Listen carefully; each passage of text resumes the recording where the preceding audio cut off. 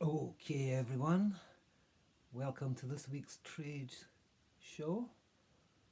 I've asked some of you, well, I've asked all of you to send me the trades from some of your leagues, so keep them coming in. First off, we've got Adam Young giving up Devin Singletary and DK Metcalf, and Jimi Hendrix, our very own Peter, giving up Austin Eckler and Elijah Moore. Now, a lot of people said it's a no-brainer, they're taking the Eckler side, but there may be undervaluing DK Metcalf quite a bit here. To me, I think it's pretty much fair. Devin Singletary, it all depends. He won a few leagues last year with his performance during the fantasy playoffs. But was that just recency bias bumping up his price? And on the other side, you've got Austin Eckler. He's probably right at the peak of his career. So it's at the right time to get out now if you want to, before the price drops. And DK Metcalf is still one of the top 10 easily assets. Elijah Moore, nice upcoming wide receiver, performed decently at New York last season. But there's a lot of talk about the Jets going out and drafting early in the first round another wide receiver. So that may complicate things and it may drive down his price. But overall, I think a fair and balanced trade. Next trade was in one of our own leagues. It involved Al Bundy giving up Jimmy Garoppolo, DJ Moore, and this year's 111. With Walker, Texas Ranger, giving up Justin Fields in this year's 206. Now the first thing I'll point out is that this is actually a 14-team league. So the difference between that 111 and the 206 is actually 10 picks, which is quite a difference between pick 11 and pick 21. Pick 11, we're looking at George Pickens, Christian Watson, Sam Howell, Desmond Ridder. You might get lucky and Chris Olave or Jamal Williams might fall to you. So that's a good pick. 206, we're starting to talk about 206 in a 14-team league. You're talking about John Mechie maybe, Jalen Tolbert, Jalen Waldenmeyer, something like that. So there's quite a difference there. Jimmy Garoppolo, well, it looks like he's holding on to the quarterback position at San Francisco, at least for the start of the season, going by all stories. But he's never been a great fantasy quarterback. Although in a 14-team league, any starting quarterback has value.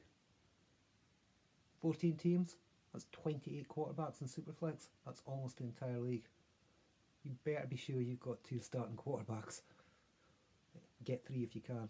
Justin Fields, now up and coming, currently maybe just outside the top 10 dynasty ranked quarterbacks. Obscene rushing upside,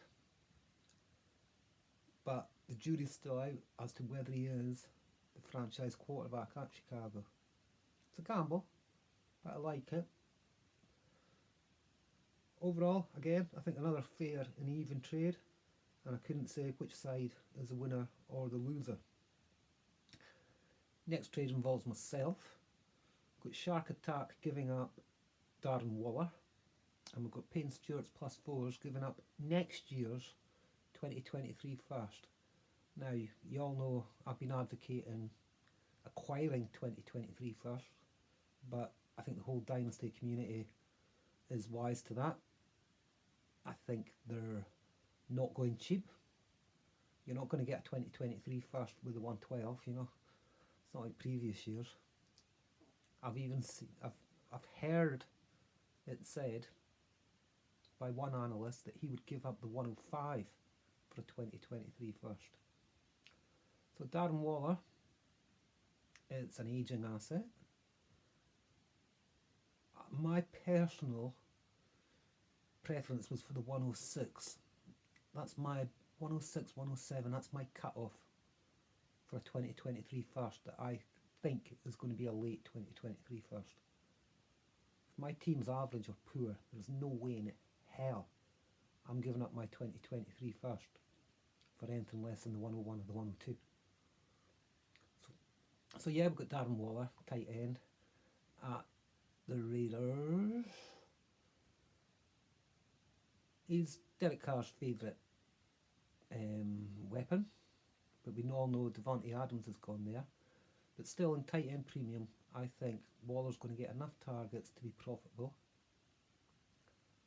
Devontae Adams probably going to be double coverage, which might even give more of a mismatch for Darren Waller against these linebackers, maybe even take away the upper safety. So you never know, it could be actually a good thing.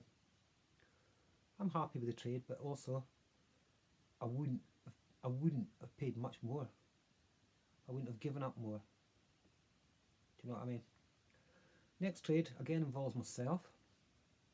We've got the Italian Job giving up Lamar Jackson and Amon-Ra St. Brown. And we've got Happy Gilmore giving up Deshaun Watson and this year's 103. Now it's quite a big jump from 103. There's a lot of comments in the group page regarding this trade, but to give it some context, I know that Happy Gilmore's team is in its last year of win mode. Eventually that team is going to have to get stripped down and rebuilt. What good is Deshaun Watson and an 8-game suspension to a team in its last year in its window of opportunity for being the championship? I know that he advertised Deshaun Watson. I know that he never had many decent offers. So when I see people complaining or saying, oh, that's a bit cheap, I'm like, well, what the fuck? He's advertised the sale. He's let you all know the player is for sale. He's listened to offers and he's responded to offers. Now, your league and your league mates decide the value of a player. If you think a player's worth 2 firsts and nobody is offering you 2 firsts, then it's highly, highly unlikely you're going to get 2 firsts in the near future. And as I said before, if you're a team with aging assets, you have to get your value when you can.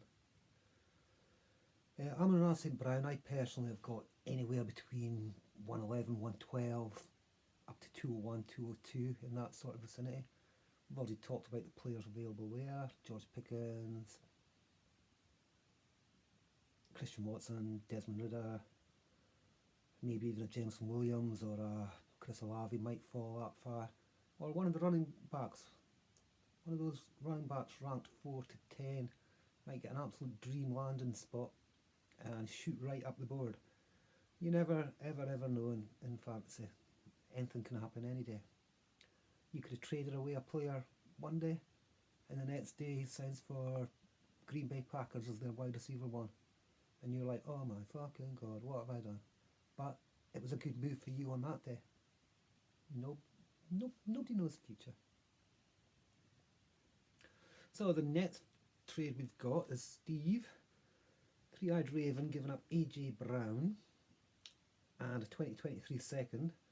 For that you acquire Keenan Allen and 2 2023 firsts.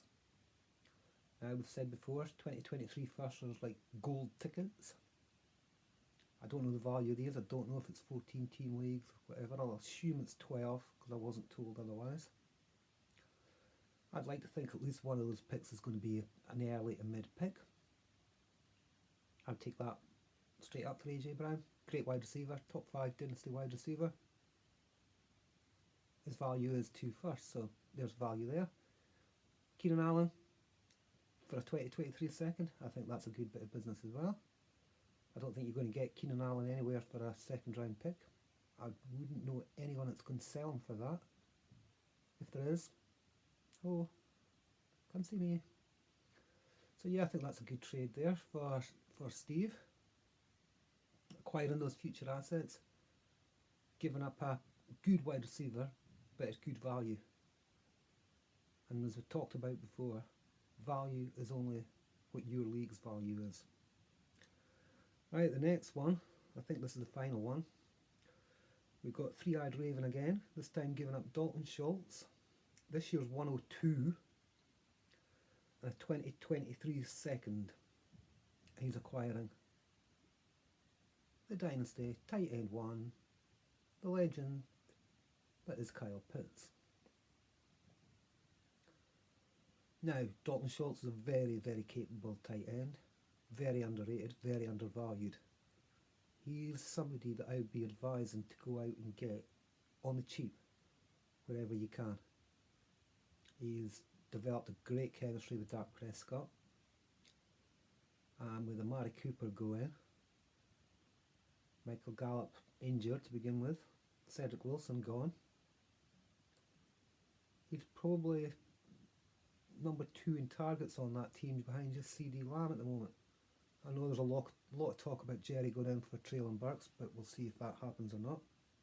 But at the moment there is chemistry and there is production, so if you can go out and get him for a second round pick, do that deal now. I don't know if I don't think I've got him in many leagues, but if I had him, I don't think I'd be selling him for a second. Unless it was a 201 or 202 maybe. That's only a maybe. This year's 102, now you already know that is more than likely going to be Malik Willis or Breece Hall.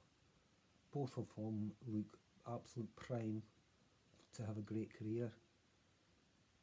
Hall crushed the combine. Good draft capital, good landing spot. There's talk about him being already a top 5 dynasty running back. I think it's a bit rich, but top 10 equation there. That's nice. Happy with that. Malik Willis, the upside, the sky is the ceiling, but also there's potential that he's an absolute bust, so it's a gamble. As I said, depending on my roster, on my team build, what stage I'm in, if I'm picking at 101, 102, 103 and Malik Willis is available, I'll have a big decision whether to pick him or not. I want to pick him.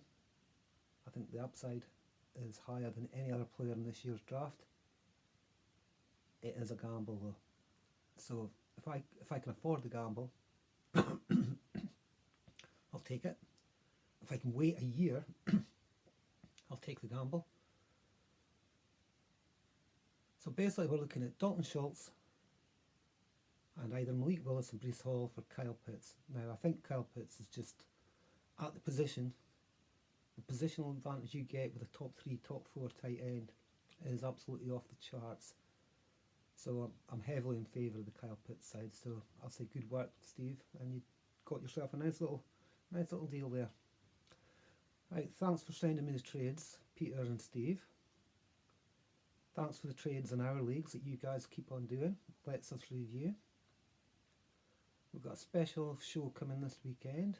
Myself and Mark are going to have a in-depth discussion about the AFC West. So if you've got any questions, drop us a line in the group me and we'll try to answer them for you. Bye for now, folks.